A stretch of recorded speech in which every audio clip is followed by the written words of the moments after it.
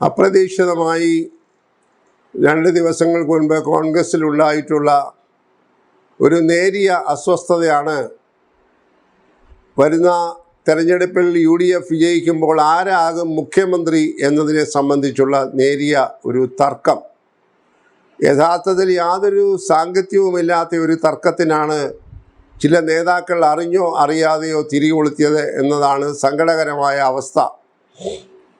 ഇതിൽ പ്രധാനമായിട്ടുള്ളത് തിരുവല്ലയിൽ മത്സരിക്കുന്ന കേരള കോൺഗ്രസിൻ്റെ പ്രതിനിധി ഐക്യ ജനാധിപത്യ മുന്നണി സ്ഥാനാർത്ഥിയായ അഡ്വക്കേറ്റ് വർഗീസ് മാമ്മൻ്റെ തെരഞ്ഞെടുപ്പ് പ്രചാരണ യോഗത്തിൽ മുൻ രാജ്യസഭാ ഡെപ്യൂട്ടി ചെയർമാനും ദീർഘകാലം പാർലമെൻറ്റ് അംഗവും കേന്ദ്രത്തിൽ മന്ത്രിയുമായിരുന്ന പ്രൊഫസർ PJ കുര്യൻ സാന്ദർഭികമായി വേദിയിൽ നടത്തിയ ഒരു പ്രസ്താവനയാണ് ആളുകളുടെ ഇടയിൽ അല്പം ആശയക്കുഴപ്പത്തിനും അസ്വസ്ഥതയ്ക്കും വഴിതെളിച്ചത്.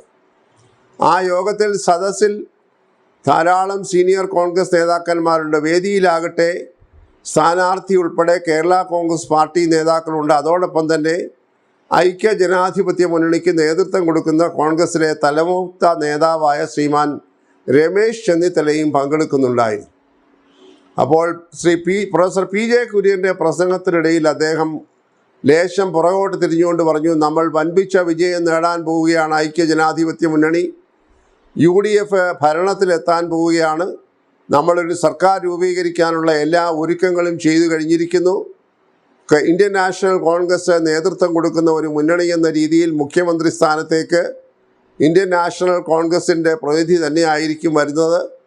ആ പറഞ്ഞ കൂട്ടത്തിൽ അദ്ദേഹം പറഞ്ഞു, മിക്കവാറും അല്ലെങ്കിൽ ഒരു പക്ഷേ എന്ന ഒരു വാക്ക് ഉപയോഗിച്ചുകൊണ്ട് പറഞ്ഞു, ശ്രീമാൻ രമേശ് ചെന്നിത്തല ആയിരിക്കും മുഖ്യമന്ത്രിയുടെ കസേരയിൽ ഇരിക്കാൻ പോകുന്നതെന്ന് അദ്ദേഹം വളരെ വികാരത്തോടുകൂടി അവിടെ കേട്ടുകൊണ്ടിരുന്ന ജനങ്ങളുടെ വികാരമൊക്കെ ഉൾക്കൊണ്ടുകൊണ്ട് അദ്ദേഹം ഒരർത്ഥത്തിൽ പറഞ്ഞു കഴിഞ്ഞാൽ സാഹചര്യവും പരിസരവും മറന്നുകൊണ്ട് അങ്ങനെ ഒരു പ്രസ്താവന നടത്തിയത് വലിയ വാർത്താ പ്രാധാന്യം നേടി. ഇന്ത്യൻ നാഷണൽ കോൺഗ്രസിനെ സംബന്ധിച്ചിടത്തോളം അതിനെക്കുറിച്ച് അറിയാവുന്നവർക്കെല്ലാം അറിയാം, മുഖ്യമന്ത്രിയെ നിർണ്ണയിക്കുന്നത് കേരളത്തിലുള്ള ആളുകളല്ല, കേരളത്തിലെ MLAമാരുമല്ല. ഇന്ത്യൻ നാഷണൽ കോൺഗ്രസിൻ്റെ ഒരു പാരമ്പര്യമനുസരിച്ചും രീതി സംബന്ധിച്ചും അത് കേരളത്തിൽ മാത്രമല്ല, ഇന്ത്യയിലെ ഏത് സംസ്ഥാനത്തും കോൺഗ്രസ് പാർട്ടിയുടെ പ്രവർത്തനത്തിനൊരു പ്രത്യേക ശൈലിയുണ്ട്.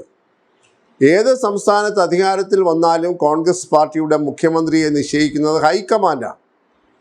ഡൽഹിയിലാണ് അന്തിമമായ തീരുമാനം ഉണ്ടാകുന്നത്. ഇവിടെ വിജയിക്കുന്ന MLAമാരെ എല്ലാം വിളിച്ചുകൂട്ടി അവരുടെ മനസ്സിലെ ആവശ്യങ്ങൾ ആഗ്രഹങ്ങളൊക്കെ പുറത്ത് മനസ്സിലാക്കി ബന്ധപ്പെട്ട നേതാക്കളെയൊക്കെ കണ്ട് കേന്ദ്രത്തിൽ നിന്ന് നേതാക്കൾ വന്ന് ഓരോ MLAയോടും സംസാരിച്ച് വളരെ ശാസ്ത്രീയമായ രീതിയിൽ എല്ലാവർക്കും സമ്മതനായിട്ടുള്ള ഒരാളിനെയാണ് മുഖ്യമന്ത്രിയായി ഹൈക്കമാൻഡ് നിശ്ചയിക്കുക. ഇവിടെയുള്ള MLAമാർക്ക് പോലും ഇന്ന ആളാകണം മുഖ്യമന്ത്രി എന്ന് പറയാൻ അവകാശമില്ല.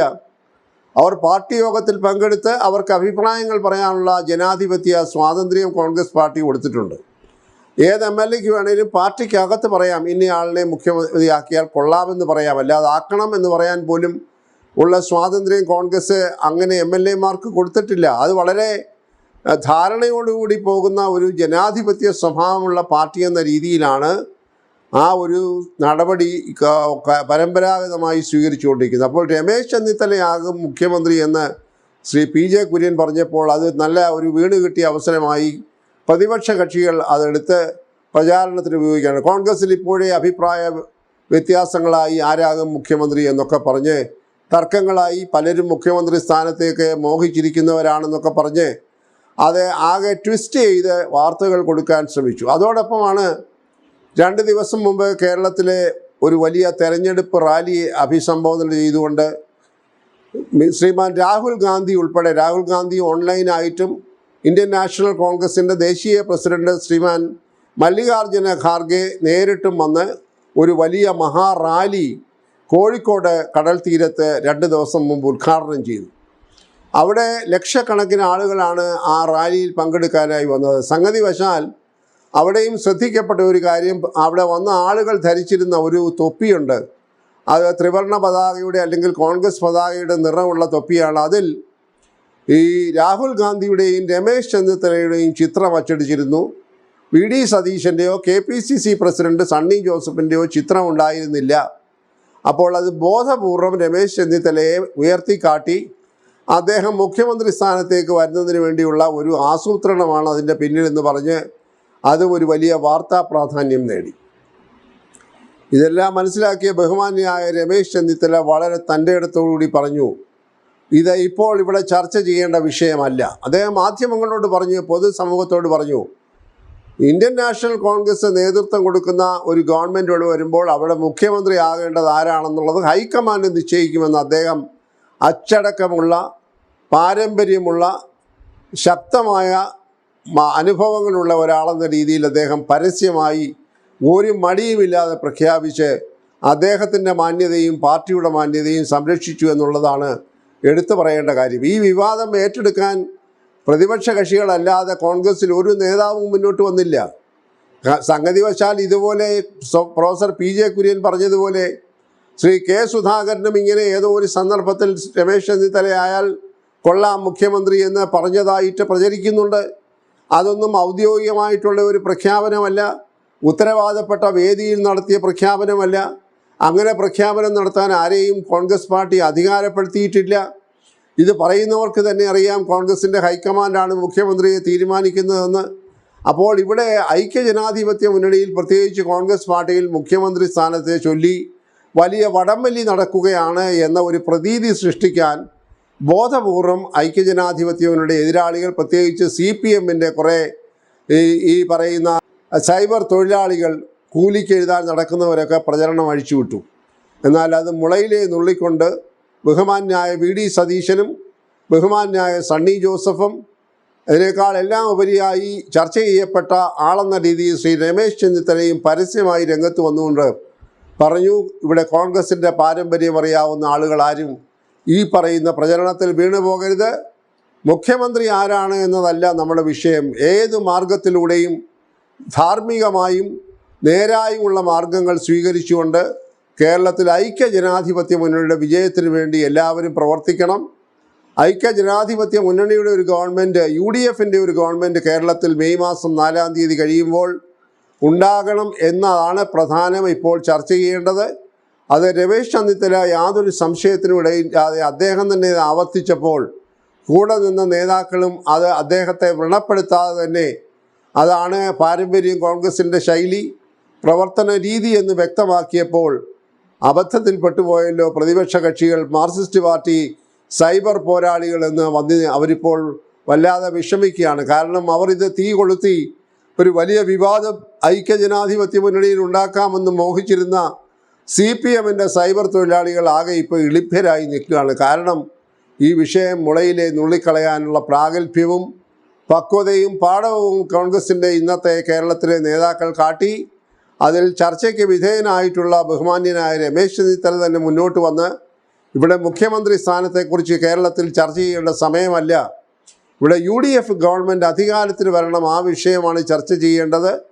അതുകൊണ്ട് ഈ തരം അപവാദ പ്രചാരണങ്ങൾ, അടിസ്ഥാനമില്ലാത്ത പ്രചാരണങ്ങൾ കേട്ട് ആരും അസ്വസ്ഥരാകേണ്ടതില്ല എന്ന് അദ്ദേഹം കോൺഗ്രസ് പ്രവർത്തകരോടും UDF പ്രവർത്തകരോടും പറഞ്ഞു കഴിഞ്ഞപ്പോൾ പ്രവർത്തകരെല്ലാം ശാന്തരായി അവർ കർമ്മഭൂമിയിൽ തെരഞ്ഞെടുപ്പ് ഗോദായിൽ കൂടുതൽ ആർജവത്തോടുകൂടി പ്രവർത്തിക്കാൻ തുടങ്ങിയിരിക്കുകയാണ്. അതുകണ്ട് പരിഭ്രമത്തിനായിട്ടുള്ള ഇടതുപക്ഷ ജനാധിപത്യ മുന്നണിയുടെ പ്രത്യേകിച്ച് CPMൻ്റെ ചില ആളുകളാണ് ഇതുപോലെയുള്ള കുപ്രചരണങ്ങളൊക്കെ അഴിച്ചുവിട്ടുകൊണ്ട് ഏത് മാർഗത്തിലും UDFനെ പരാജയപ്പെടുത്താൻ കഴിയുമെന്ന് അന്വേഷിച്ച് നടക്കുന്നത്. പക്ഷേ കേരളത്തിൻ്റെ ഇപ്പോഴത്തെ രാഷ്ട്രീയ കാലാവസ്ഥ UDFന് വളരെ അനുകൂലമാണ്. നേതാക്കന്മാർ ഏക മനസ്സോടുകൂടി പ്രവർത്തിക്കുന്നു. KPCC പ്രസിഡന്റ്, പ്രതിപക്ഷ നേതാവ്, മുൻ പ്രതിപക്ഷ നേതാവ്, അതുപോലെ തന്നെ MLAമാർ, MP മാരൊക്കെ വളരെയേറെ ഒരു മനസ്സോടുകൂടി പ്രവർത്തിക്കുകയാണ്. ആവുന്നത്ര CPMന് കനത്ത തിരിച്ചടി കൊടുക്കണമെന്നുള്ള പ്രതിജ്ഞയോടുകൂടി പ്രവർത്തിക്കുകയാണ്. ഇപ്പോൾ CPM നേരിടുന്ന ഏറ്റവും വലിയ പ്രതിസന്ധി എന്ന് പറയുന്നത് ഓരോ ദിവസവും അവരുടെ മുൻനിരയുള്ള നേതാക്കന്മാർ പാർട്ടിയോട് സലാം പറഞ്ഞ് പുറത്തു പോകുന്ന കാഴ്ചയാണ്. പാർട്ടിക്ക് ഏറ്റിരിക്കുന്ന ആഘാതം പാർട്ടിയുടെ ചരിത്രത്തിൽ ഒരിക്കലും ഉണ്ടായിട്ടില്ലാത്തതാണ്. 6 ദശാബ്ദ കാലത്തിലേറെ ഒക്കെ പ്രവർത്തിച്ച ശ്രീ G സുധാകരനെ പോലെയുള്ള നേതാക്കൾ, CK ഗോവിന്ദനെ പോലെയുള്ള നേതാക്കളൊക്കെ പാർട്ടിയോട് യാത്ര പറഞ്ഞുകൊണ്ട് ഇപ്പോൾ UDFൻ്റെ പിന്തുണയോടെ മത്സരിക്കുന്ന ഒരു കാഴ്ച കണ്ട് അക്ഷരാർത്ഥത്തിൽ ഞെട്ടിയിരിക്കുകയാണ് CPM. അതിൻ്റെ ഒരു പരിഭ്രമത്തിലാണ് ഇതുപോലെ ചില വീണ് കിട്ടുന്ന അവസരങ്ങൾ ദുർവിനിയോഗം ചെയ്തുകൊണ്ട് UDFനെ ദുർബലപ്പെടുത്താൻ കഴിയുമോ എന്ന് നോക്കി നടക്കുന്നത്. പക്ഷേ അത് നന്നായി തിരിച്ചറിയുന്ന UDF, അതിനകത്തെ പ്രവർത്തകർ, പാർട്ടി നേതാക്കന്മാർ, മുന്നണി നേതാക്കന്മാരൊക്കെ വളരെയേറെ സൂക്ഷ്മതയോടും ജാഗ്രതയോടും ഏക മനസ്സോടും കൂടി കളം നിറഞ്ഞ് പ്രവർത്തിച്ചുകൊണ്ടിരിക്കുകയാണ്. അതുകൊണ്ട് ഒരു ശക്തമായ ഭരണവിരുദ്ധ വികാരത്തിൻ്റെ പശ്ചാത്തലം, ശബരിമല കൊള്ളയുടെ പശ്ചാത്തലം, ആശുപത്രികളൊക്കെ തകർന്ന് തരിപ്പണമായതിൻ്റെ പശ്ചാത്തലം, വിദ്യാഭ്യാസ രംഗം താറുമാറായതിൻ്റെ പശ്ചാത്തലം, തൊഴിലില്ലായ്മ, വിലക്കയറ്റം, ഇതെല്ലാം നന്നായി മനസ്സിലാക്കി കൊടുത്തും ഐക്യജനാധിപത്യ മുന്നണി വളരെ മുന്നേറി കൊണ്ടിരിക്കുന്നു എന്നതിൻ്റെ സൂചനകളാണ് കാണുന്നത്. എന്തായാലും മെയ് മാസം ഒരു പുതിയ സർക്കാർ UDFൻ്റെ നേതൃത്വത്തിൽ കേരളത്തിൽ അധികാരത്തിൽ വരുമെന്ന് ഉറച്ച വിശ്വാസത്തോടു കൂടിയാണ് നേതാക്കന്മാരും ഐക്യജനാധിപത്യ മുന്നണിയിലെ ഘടകകക്ഷി നേതാക്കന്മാരും പ്രവർത്തകരും കോൺഗ്രസ് പാർട്ടിയുടെ നേതാക്കന്മാരും സംസ്ഥാന ദേശീയ നേതാക്കന്മാരും മുന്നോട്ട് പോകുന്നത് എന്നതാണ് ഇപ്പോൾ നാം കണ്ടുകൊണ്ടിരിക്കുന്ന യഥാർത്ഥ ചിത്രം.